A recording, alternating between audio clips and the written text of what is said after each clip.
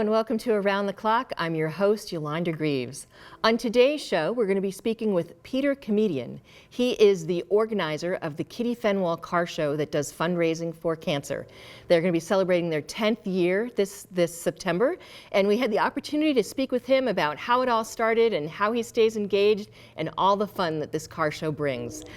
We also will have the update from the Select Board meeting that is happening on Wednesday, August 16th, and we'll have our Around the Town tour. So stay with us as I bring you Around the Clock.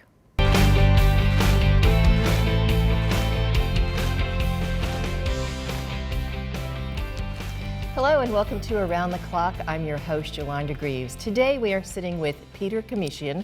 Peter, welcome to Around the Clock. And did I say that correctly? Comedian, you were very good. Comedian. Oh, you never saw, you know, is it a soft T or a hard T?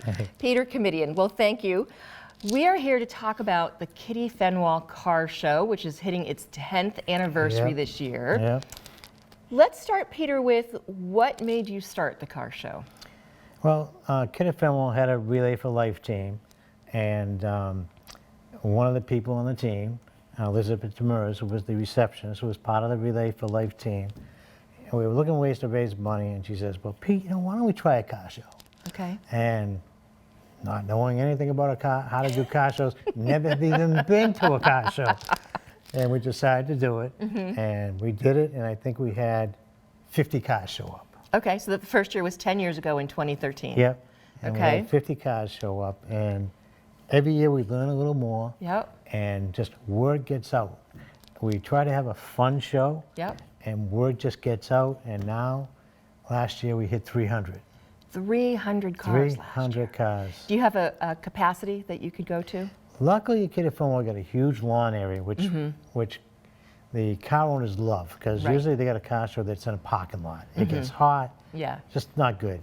So we have that huge lawn area. My gut, we can probably hold about 800 cars. Oh, wow. Yeah, so we got. You got a ways to go. You're not being. I want to fill that. You're not gonna be outgrowing that space anytime soon. No, but yeah. So 2013, 50 cars. Who do you work with to make sure this happens? I mean, as we all know, an event like this is not just one person. Who else helps you out and make sure that this happens? When I immediately someone said car show, I went to my friend Ed Rose. Okay. Who Ed and I have known each other since we were 4 years old. Okay. And I said, Ed, they want to know, how do we do this? And so I grabbed him and the Relay for Life team, and Ed had a lot of contacts. And I just go to other car shows and meet people. And but it really is, when they come to your car show, if you do it right, word gets out. Right. And we've had very, very good comments from people. And as you can see, we just grow every year. Yeah, yeah. So what does it cost, and what is the requirement to bring a car? Well, the requirement is you have to have a car. Any car? Or? Any car. Any car. Can be brand new, can be old. You can push it if you want to push it. That's okay too. You can bring a motorcycle. Okay. So we accept anything. It's more about having fun and having a place for people to go. Okay. A place for people to go. Right. And what I suggest is come and talk to some of these people. They are the nicest people you'll ever meet in your life. Yeah. And they're so thankful for having a place to go to show their pride and joy. Right, right. It's definitely pride as you walk by, is. and I've been a couple of times, and it's an amazing thing to see the cars lined up and the owners there. And now, I would think, you've been doing this for 10 years. Did you then catch the bug to get an older show car? Well, I had a '92 Corvette, and I sort of got a bug in because Ed, Got to thank Ed Rose. Oh yeah, thanks Ed. So he had me pick up a car, a truck.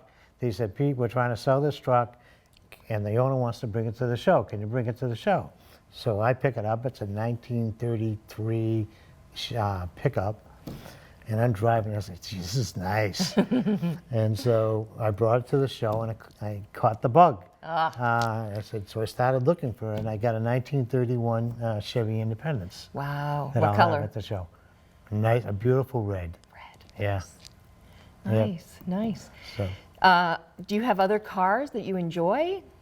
Specific brand, specific model, specific Actually, year? you know, I like everything. You know, Okay. I'm not a big car guy. You know, ask me what a motor does or anything. I don't. Okay. It's more like I just enjoy looking at different types of cars. Okay. And that's what our show is about. We're not so much about grading people's cars, because a lot of our awards are going to be given out by women that are on my Relay for Life team. Okay. Now, I don't mean to be sexist, right, that they don't know anything about cars. Right. But I like them giving out awards because they're just going to pick a car, that looks cool. And I said, you know, just pick out a car that if you wanted to own, what would it be? Okay.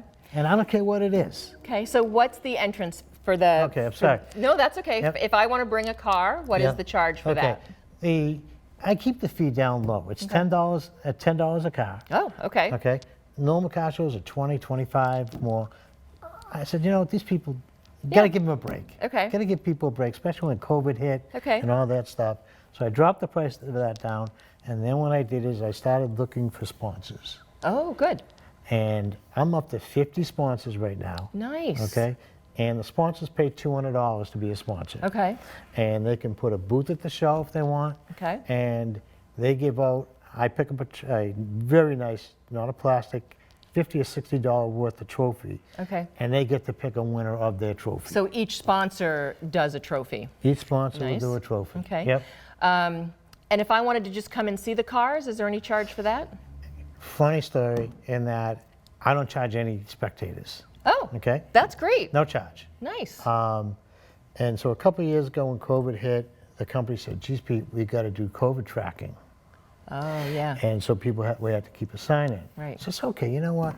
We'll just put a little jar out there, donations. Yep. Yeah.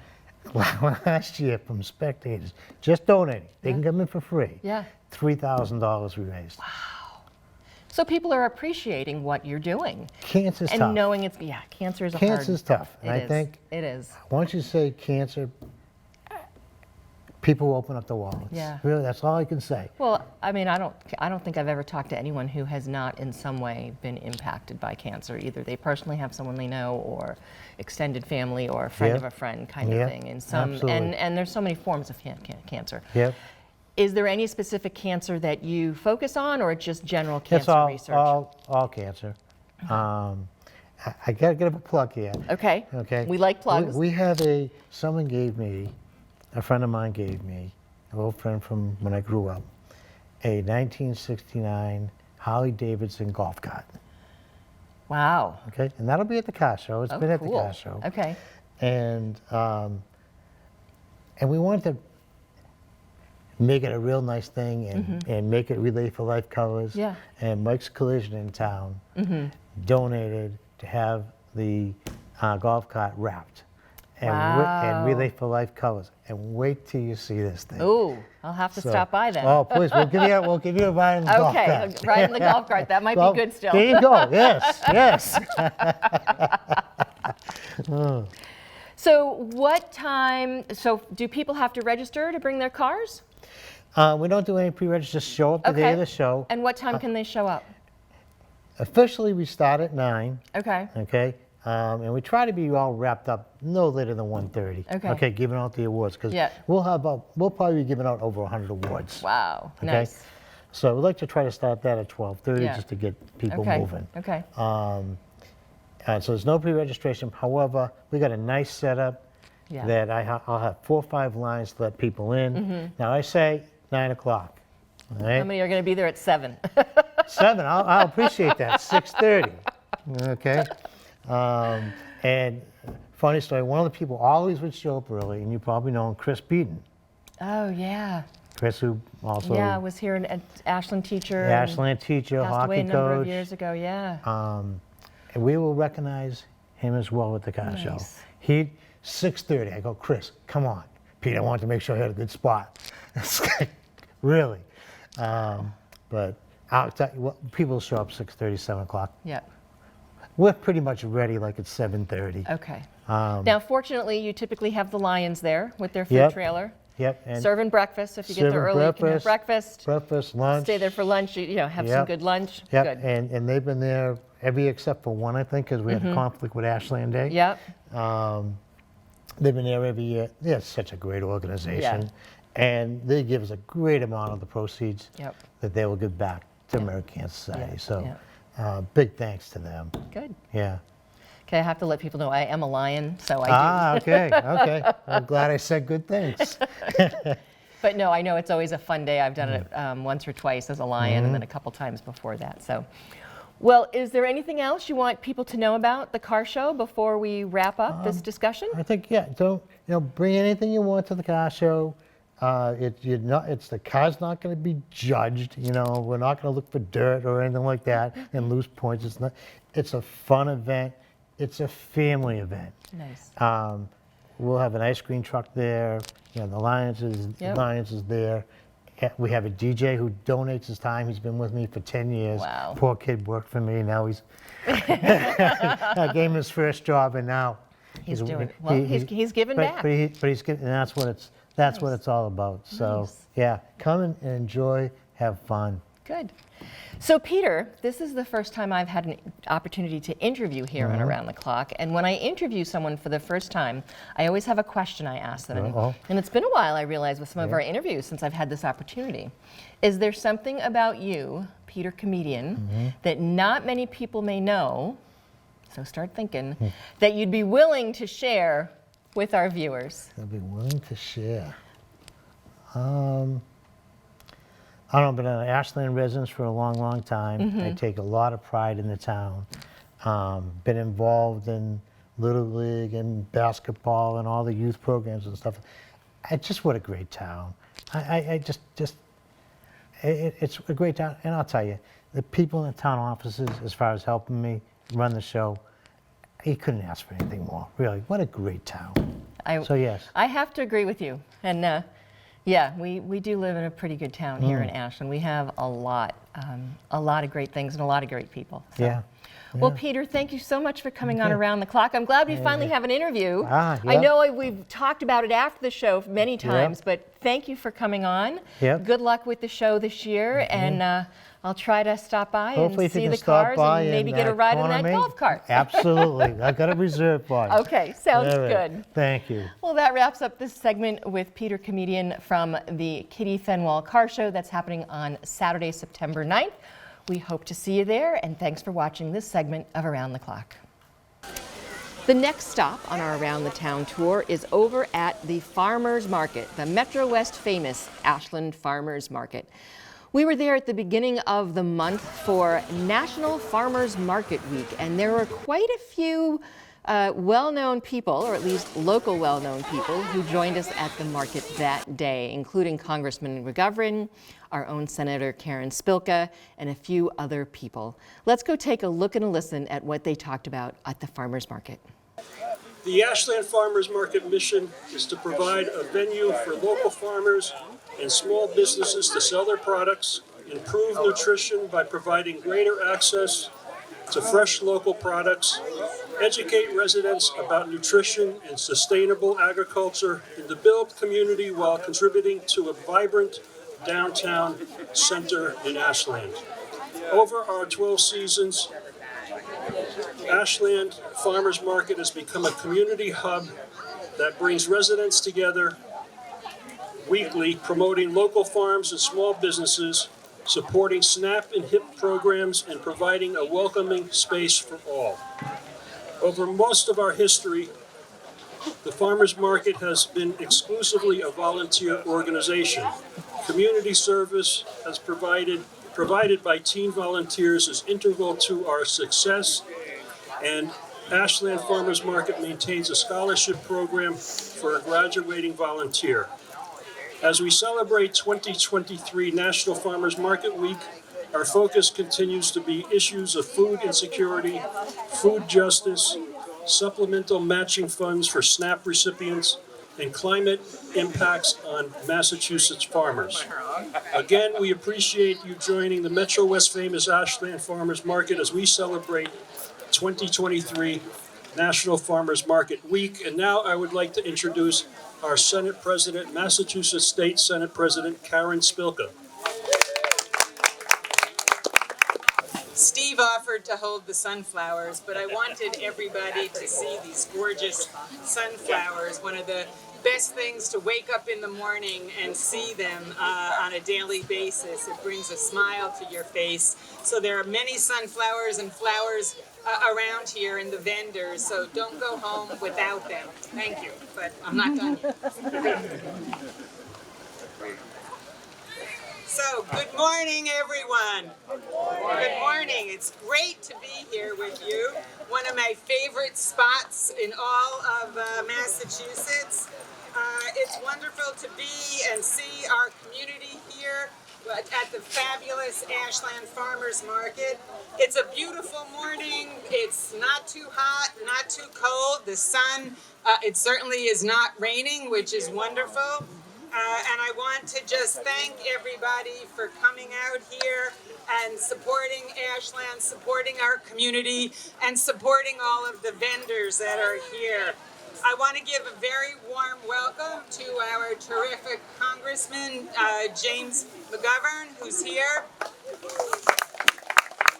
Jim McGovern is probably the champion fighting hunger in Congress. He has consistently brought attention to the fact that, contrary to what a lot of people think, Massachusetts still has a lot of people who go hungry every single day.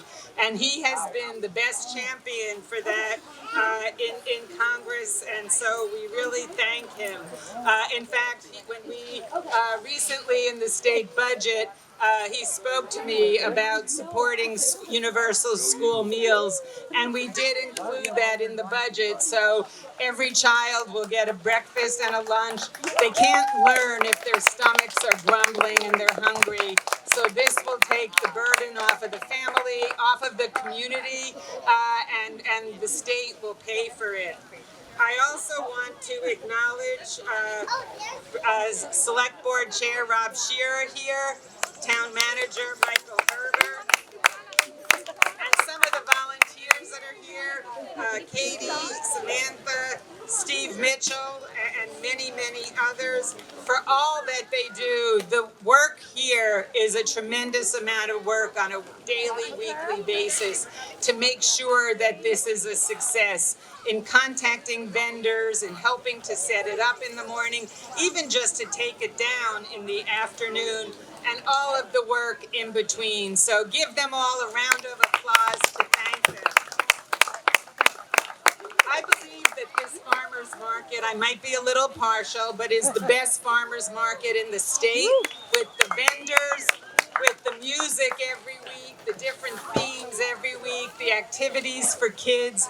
It really is a family occurrence, and it's a place that brings community out and helps grow the fabric of Ashland and all Metro West. People come here. So it really grows community, which is something that Ashland really stands for. So I do want to mention that this is National Farmers Market Week. And so for me, this is something worth celebrating. There are over 200 farmers markets in Massachusetts, and they also bring their communities together, support our local businesses, bring fresh and healthy produce to your tables, and so we want to thank them. They make fresh food accessible and affordable, so I want to take a moment to support and celebrate our farmers. You know, you may not think about what it takes to get the food to these tables here and then to your table at home. But our farmers work hard every single day to produce the crops, the fruits. They work on the livestock, whatever it is, for fresh, delicious food, bringing it from their door to our door and our tables. So farmers, I just want to stress, need our support. This year, farmers suffered deep freezes in February and March, catastrophic flooding. I think you couldn't turn on the television without seeing the flooding, some of it totaling all of their acres of crops. So I do just want to mention and thank MDAR. We have some representatives here. Commissioner Randall, Deputy Commissioner Pitcoff, who's here, and others that will speak. We have representatives from the farmers market across the state and people who really work hard for this.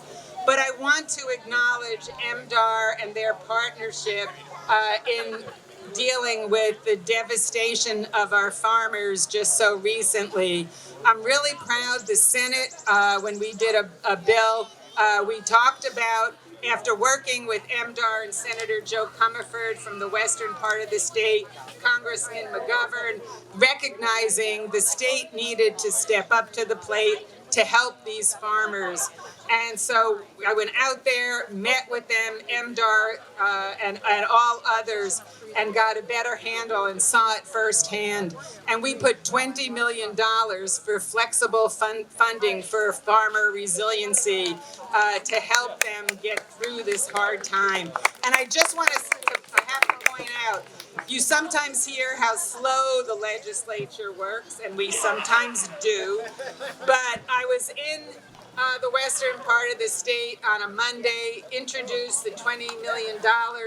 A week and a day, it was later, it was signed into law by Governor Healy and her administration, who supports the farmers and is working hard for our food sustainability and food insecurity as well. So I want to thank the administration, MDAR, Congressman McGovern, and all of you here for supporting our local produce, our farmers, and keeping it going and building a sense of community. Thank you, enjoy, please support the vendors. Make sure you go home with your bags filled and have a beautiful day. Thank you so much, and I would like to now bring up Congressman McGovern. Please give him a warm round of applause. Good morning, everybody. I can't think of a better place to be than here to celebrate National Farmers Market Week. This is an incredible farmers market, and I'm just finishing up my acoustic Java coffee. I got a whole bunch of meats from Lilac Hedge Farm. I've been going around, great vegetables. This is unbelievable. It's wonderful. And I'm thrilled to see so many people here supporting our local farmers. You know, agriculture is an incredibly important part of our economy here in Massachusetts. And by you coming here and shopping at this farmers market, you are supporting our local farmers. These are families. These are people who have been farming not just for a generation, but for generations. Massachusetts has some of the oldest farms in the country. And I want to thank Karen Spilka. You are lucky that she represents this area, but we are lucky that she is our Senate president. And she mentioned what the legislature did under her leadership, which is historic. Universal free school meals for every child in Massachusetts. That will do a great deal to combat food insecurity in this state. But also understand this: if you're hungry, you can't learn. So this is going to have such an incredible impact, and it makes Massachusetts a leader. You know, as she also mentioned, you know, some of our farmers have been hit really hard by these floods and by this terrible weather. My congressional district now once again includes Ashland, but it also goes all the way out west, you know, beyond Northampton, beyond Amherst, beyond Greenfield. And a lot of my farms were flooded. They were devastated. And we need to find ways to support them. And the legislature has taken an important step. We are working on the federal level to make sure that they get some sort of disaster relief, trying every which way to be helpful. But the fact of the matter is, the farms that are represented here, you know, our national agriculture policy doesn't account for their reality. And so we have to step up. There is nothing better than locally grown or locally raised food. And there is nothing more important that we can do now than to support our farmers. We have to do what we can. So, you know, whatever which way you can help them out, please do, and spread the word. The final thing I'm going to say is that I believe that food should be viewed as a fundamental human right for every single person in this country and on this planet. And the incredible food that we all have access to today ought to be accessible to every single person in this country. I appreciate the fact that so many of the farmers here do the Double Up Bucks program for people on SNAP. That is incredibly important. But the reality is, in this state and all across the country, we have areas where families cannot get access to the kind of food that we're enjoying here today. We need to do better. And so you have my word that we're going to do everything we can in Washington. I will work with our state legislative delegation and our incredible Senate president, who is unbelievable. And so with that, and I also want to thank our state agricultural agencies as well as our federal agencies. And now I get to introduce somebody who I've worked with for a long, long, long time. Nobody that I know in government cares more about our local farmers than our next speaker. He is the Deputy Commissioner of MDAR. Please welcome Winton Pickoff. I've been doing this long enough to know you never want to follow Congressman McGovern, and following Congressman McGovern and Senate President Spilka is even more difficult. The administration could not have two better partners in Congress and in the legislature than these two folks, and I'm really proud to be able to be here with them today. And I've been sitting over there crossing off things that I was going to say because they both said everything that I was going to say. There's about 200 farmers markets in the state, more than 200, and direct marketing is so important to farms in Massachusetts. We're a national leader in the number of farms that sell directly to consumers. And that matters because every dollar that you spend is going directly to the farmers. They're able to command a much more fair price. And so every dollar that you spend is also going to support the local economy because those farmers are buying local goods and services and creating jobs. It also goes to support the environment because those farmers are carefully stewarding farmland. They're taking care of soil and water and other natural resources in ways that help keep our state resilient against climate change. So everything that you spend here at this farmers market has a ripple effect across all aspects of the Commonwealth. And that's really important, and we really appreciate you being here for that. Middlesex County has over 600 farms and has about 30,000 acres of land and produces about $65 million in sales each year. And the other important thing, and the Congressman mentioned this, is that the department is really committed to making sure that farmers markets and the food that's sold here is accessible to everybody. And we have programs and partnerships like SNAP and HIP and WIC and the Senior Farmers Market Nutrition Programs. And there's farmers here at this market that participate in all of these. And I particularly want to mention that this year the Department of Ag Resources received $1.4 million from USDA through the American Rescue Plan Act, and particularly through the work of Congressman McGovern, to increase the value of senior coupon booklets from $25 to $50 for this year and next, and also increasing the program's reach by an additional 2,300 people. In Middlesex County, Springwell Elder Services is distributing coupon booklets to about 375 income qualified older adults to make sure that these farmers markets are accessible to you no matter what your income level is. And so with that, I want to read the proclamation. This is the first event in Farmers Market Week in Massachusetts. And someone, I think Rob was asking me if MDAR ranks farmers markets and if we can say that Ashland is the state's best farmers market. And I think I can safely say from MDAR that this is the absolute best farmers market in Ashland. And we really appreciate all of the hard work that goes into this market. And, you know, I was given a list of all the people, and some of them have been thanked already, but I want to make sure that people acknowledge Samantha. Farmers market managers are the unsung heroes of these things, and I'm sure she's off somewhere with her clipboard and not even standing here listening to me. But if you see her, that's what keeps the farmers markets running. So this is a proclamation from Governor Healy, and I'm not going to read the whole thing because there's a lot of whereases and therefores. But whereas Massachusetts is home to over 260 farmers markets that operate in every region of the Commonwealth, including 50 that are open during the winter months, and whereas farmers market managers work determinedly year-round to serve their local communities, and whereas farmers markets create dynamic and festival community spaces which provide a hub for education around healthy eating and good nutrition, Therefore, I, Maura T. Healey, I am not Maura T. Healey, but these are her words, Governor of the Commonwealth of Massachusetts, do hereby proclaim August 6th through 12th, 2023 to be Massachusetts Farmers Market Week, and urge all of the residents of the Commonwealth to take cognizance of this event and participate fittingly in its observance. And I would suggest the best way to participate fittingly in its observance is to buy things from your local farmers. Thank you so much. Oh, and as we keep talking about how many farmers markets there are around the state, I want to acknowledge Edith Murnane, who runs Massachusetts Farmers Market Federation, and she's going to come up and say a few words. My job today is really to thank the people who make all of this happen. And that's, yes, the consumers, but it's also your city and town officials. It is especially your farmers market manager and the market organization that supports all of this work, that brings the farmers here, that creates the environment that you enjoy. And so on this day, Farmers Market,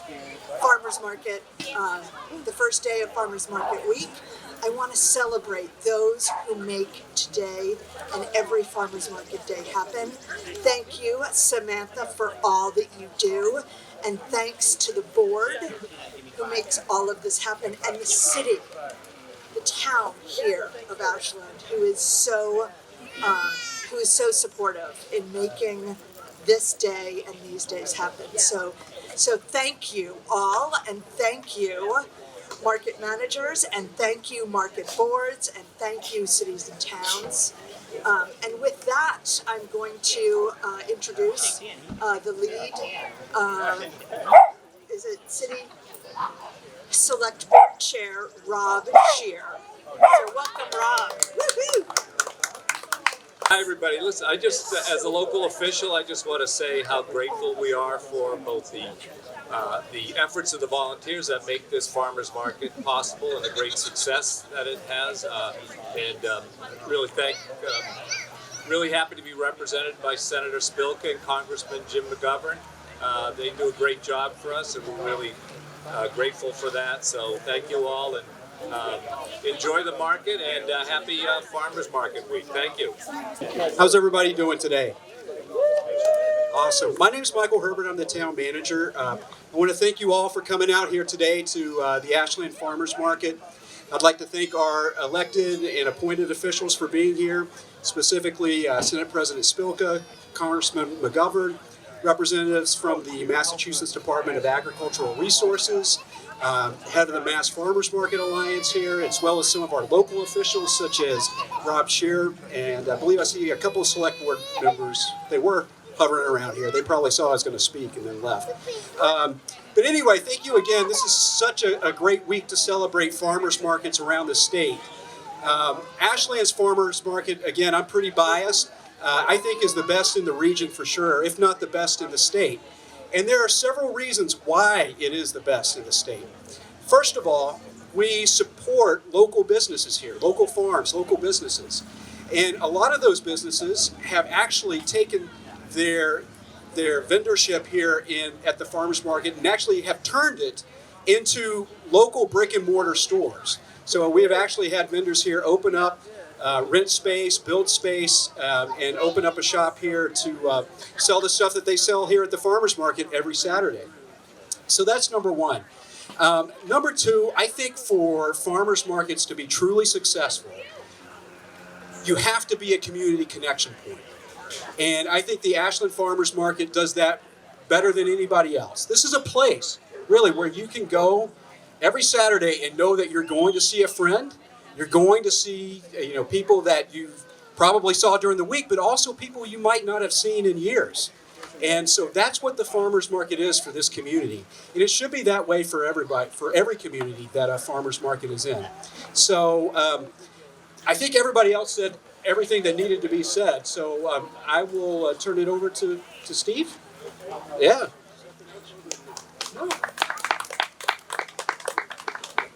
Thank you, Michael, and thank you to all of the folks who joined us here today and spoke on behalf of farmers markets everywhere in the state, that spoke on behalf of food security for everyone. So thank you very much for joining us today at the Metro West famous Ashland Farmers Market. And I think we have our fish vendor coming soon to do a drawing. But I think at this point we want to introduce our musical performers this week, which is the Cardinal Gets Jacked. Joe Stilitano is an Ashland resident. He's been to the farmers market a number of times. Great musician, so I'm sure you're going to enjoy them. That happened on Wednesday, August 16th. We started our one meeting for the month at 7 p.m. and we started it with a legal update from Lisa Mead, our lead town counsel. She talked to us about a number of the projects that she and her team are working on, including some land issues, so the EFSB issue and Legacy Place, and some water issues. We then went into a public hearing for a poll hearing. It was a little odd, and Eversource was not there. We opened the hearing. We approved the poll hearing without someone being there, as we've done this a number of times before.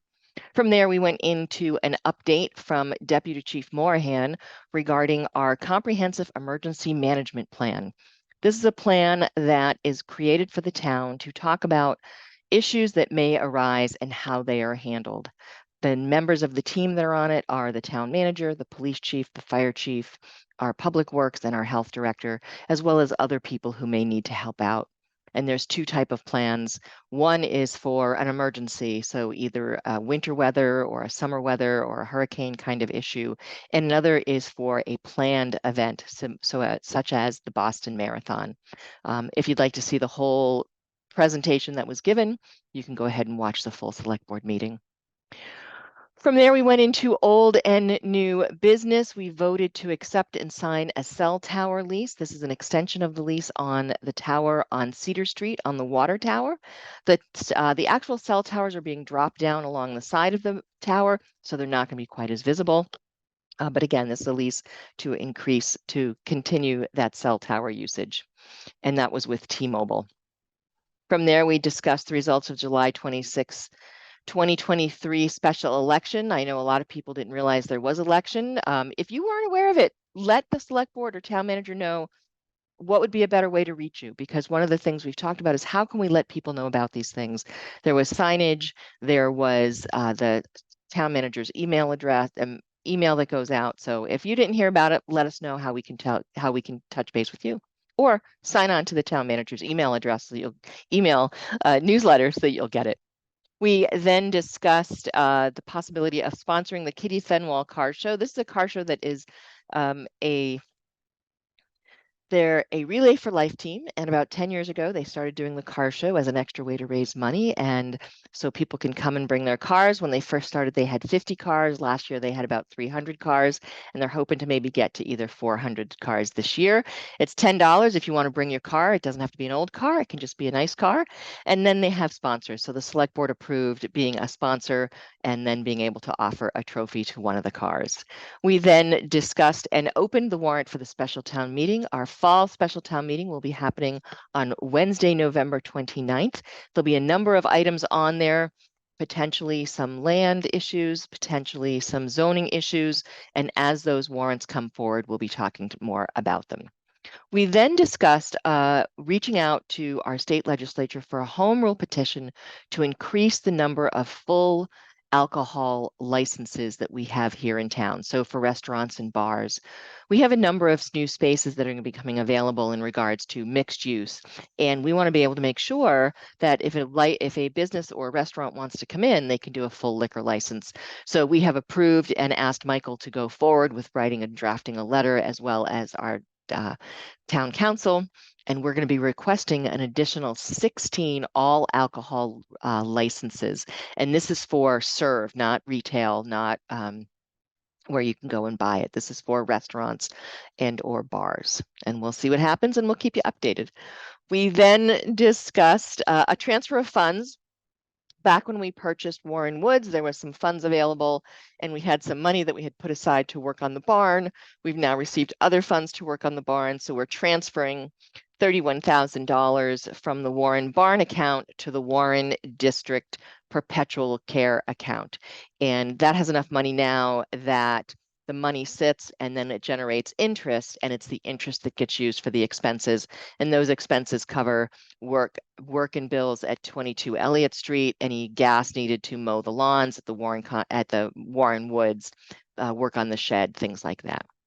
We then discussed the process for getting a number for the Boston Marathon. It's about time.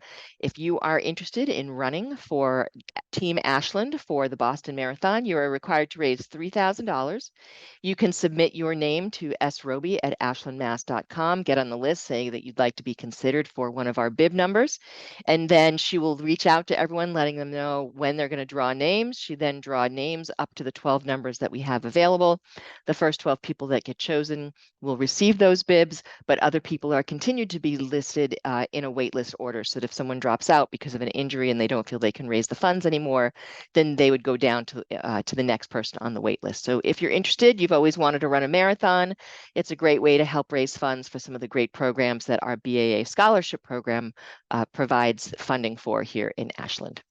We then we approved spending up to $5,000 to do a refresh of the Nyanza Memorial. The Nyanza Memorial was created probably about 5 or 6 years ago by Dan Borelli. It is up off Memorial Drive, up in back of the middle school fields.